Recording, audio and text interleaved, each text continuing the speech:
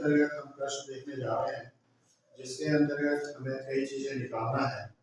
प्रश्न में हमको दिया हुआ है कि 40 बच्चे हैं जो पिछले सप्ताह उन्होंने टीवी प्रोग्राम देखा, तो कितने घंटे उन्होंने देखा, उसका डाटा हमारे पास है।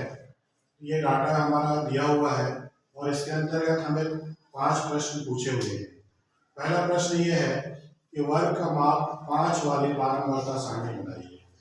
दूसरा है प्रथम वर्गांतर की निम्न सीमा ज्ञात कीजिए। तीसरा है चौथे वर्गांतर की वर्ग सीमा बताइए।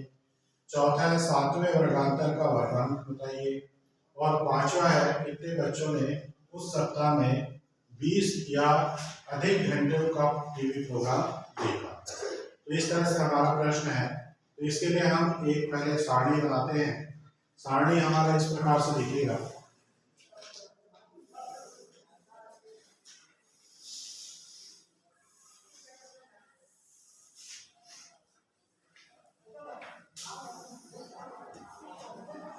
बारंबारता सारणी हमको बनाना है, तो हम इसमें सबसे पहले वर्ग अंतराल के लिए बनाते हैं। वर्ग अंतराल,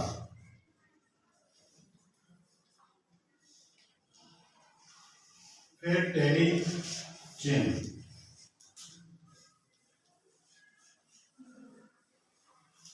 और उसके बाद बारंबारता, या इसी को ही बारंबारता को ही आवृत्ति भी कहते हैं। तो हमारे प्रश्न में चूंकि बारंबारता लिखा है, इसलिए हमने आवृत्ति में लिख के बारंबारता लिखा है। अब यहाँ पे वर्ग अंतराल का निर्धारण कैसे करेंगे, तो हम इस दिए गए आंकड़ों को ध्यान से देखते हैं। तो इस आंकड़े में देखिए सबसे छोटी संख्या हमको 1 दिखाई दे रही है और सबसे बड़ी संख्या हम ढूंढते हैं क्या है। तो यहाँ पे 36 मिला है, इसके आगे और देखते हैं तो 36 से बड़ी संख्या हमको यहाँ पे नहीं दिखाई दे रहा है। इसका मतलब हमारा वर्ग अंतराल इस प्रकार से होना चाहिए जिसमें 36 भी संख्या आ जाए और 1 भी संख्या आ जाए। लेकिन हमारे यहाँ पे पहला प्रश्न क्या दिया है, इसमें वर्ग का जो माप होगा वो 5 होना चाहिए, अर्थात वर्ग अंतराल जो होगा वो 5-5 का होगा। तो हम यहाँ पे चूंकि सबसे छोटी संख्या क्या है 1, तो हम शुरू करते हैं 0 से 5,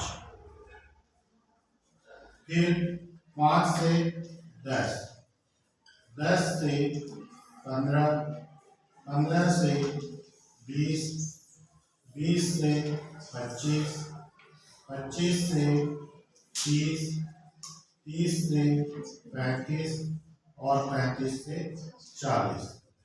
इस प्रकार से 5-5 के अंतर पे हमारा वर्ग अंतराल तैयार हो गया। अब इसमें हमको देखना है, क्योंकि ये हमारा अपवर्ज्य वर्ग है, अर्थात एक का उच्च सीमा दूसरे की निम्न सीमा है, दूसरे वर्ग अंतराल है, इसलिए ये अपवर्ज्य है। तो यहाँ पे जब हम 0 से 5 की बात करेंगे तो 5 इसमें शामिल नहीं होगा, लेकिन जब 5 से 10 की बात करेंगे हम तो 5 इसमें शामिल होगा, लेकिन 10 इसमें शामिल नहीं होगा। तो हम देखते हैं कि 0 से 5 के बीच कौन कौन से अंक आते हैं। तो पहला हमारा हो गया 1, जिसको काट देते हैं और यहाँ पे हम 1 लाइन खींच लेते हैं। टेली चिन्ह का अर्थ है लाइन के द्वारा, एक खड़ी लाइन के द्वारा व्यक्त करना। तो 1 हो गया, उसके बाद 5 नहीं आएगा, 6 नहीं आएगा, 2 के लिए फिर 1 लाइन खींचिए। फिर इसी तरह से 7 नहीं आएगा, 4 के लिए 1 लाइन खींच लीजिए। फिर 10, 12 नहीं आएगा, 5 नहीं आएगा, 6 नहीं आएगा, फिर 3 आएगा, तो 3 के लिए 1 लाइन खींच लीजिए। फिर उसके बाद 1 है, तो 1 के लिए अब 5वां लाइन नहीं खींचना है, 4 लाइन हो गया, तो इसको इस तरह से आप काट दीजिए, ये 5 हो गया, ठीक है। उसके बाद 2 है, 2 के लिए फिर 1 लाइन अलग से खींचिए। फिर 4 है, 4 के लिए 1 लाइन खींचिए। इसके बाद आगे देखिए तो फिर यहाँ पे 2 है, तो 2 के लिए फिर 1 लाइन हो जाएगा। 7, 9 बाहर है, 5 भी बाहर है। तो इस तरह से हमारा 0 से 5 के बीच हमने टेली चिन्ह के द्वारा बता दिया कि कितनी संख्याएं 0 और 5 के बीच आई। तो इनको अगर हम लिखें, ये इसको पढ़ेंगे कितना, 4 लाइन और ऐसे खींचे हुए इसको 5 पढ़ेंगे, 6 7 8, तो 8 क्या हो गया, आवृत्ति या भाग वार्ता, मतलब 0 और 5 के बीच 8 ऐसी संख्याएं मिली हैं जो आती हैं। ठीक है, अब इसके बाद हम चलते हैं 5 से 10, तो 5 इसमें आएगा, 5 के लिए एक लाइन खींचिए, फिर 6 भी आएगा तो उसके लिए एक लाइन खींचिए, फिर 7 भी आएगा तो उसके लिए एक लाइन खींचिए, फिर 10 इसमें नहीं आएगा, फिर 5 आएगा, 5 के लिए फिर लाइन खींचिए, फिर 6 आएगा, 6 के लिए एक लाइन, 4 खींच चुके हैं, इसे आगे लाइन खींचना है, फिर इसके बाद 7 आएगा तो 7 के लिए एक लाइन खींचिए, 9 आएगा, 9 के लिए एक लाइन खींचिए, इसी प्रकार से आगे देखते जाइए आंकड़ों को, फिर 5 आया तो 5 के लिए फिर एक लाइन खींचिए, फिर उसके बाद 9 आया, 9 के लिए एक लाइन खींचिए, और फिर 8 आया तो 8 के लिए एक, यहाँ भी ये 5 है, ये 5, तो टोटल हो गए 10। तो 5 से 10 के बीच जो संख्याएं हैं वो 10 हैं।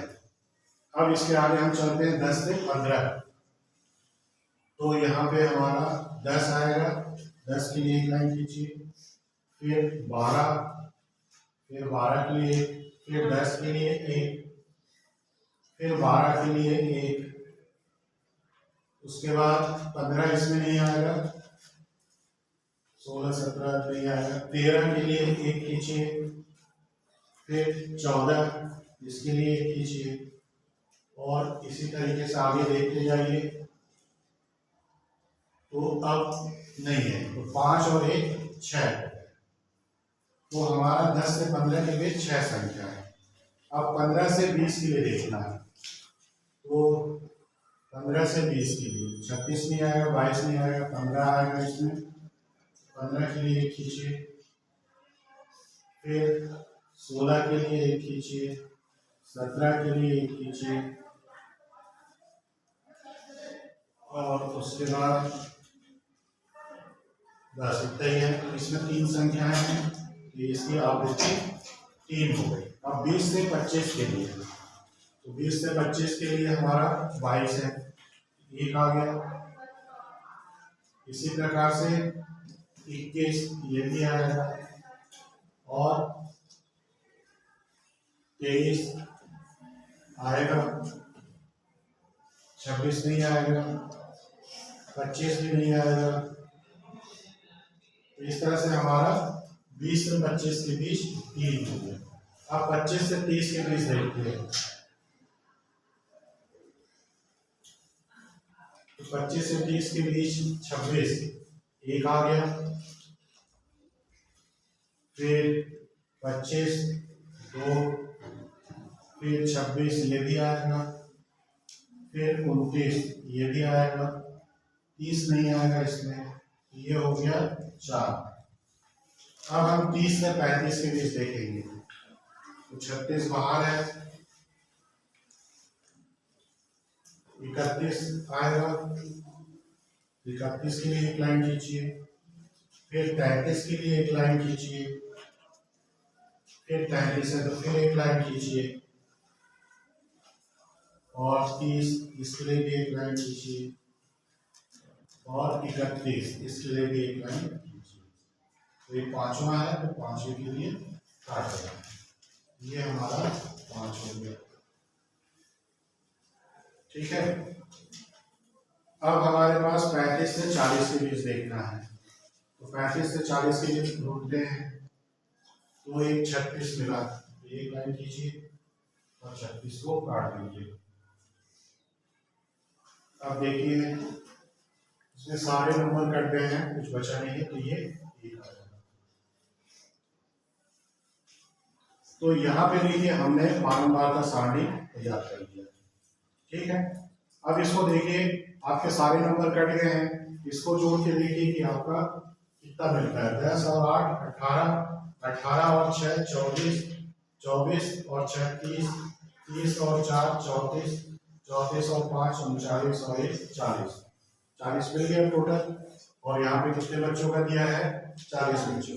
इसका मतलब कोई भी आंकड़ा हमारा छूटा नहीं है, सारे आंकड़े हमारे आ गए।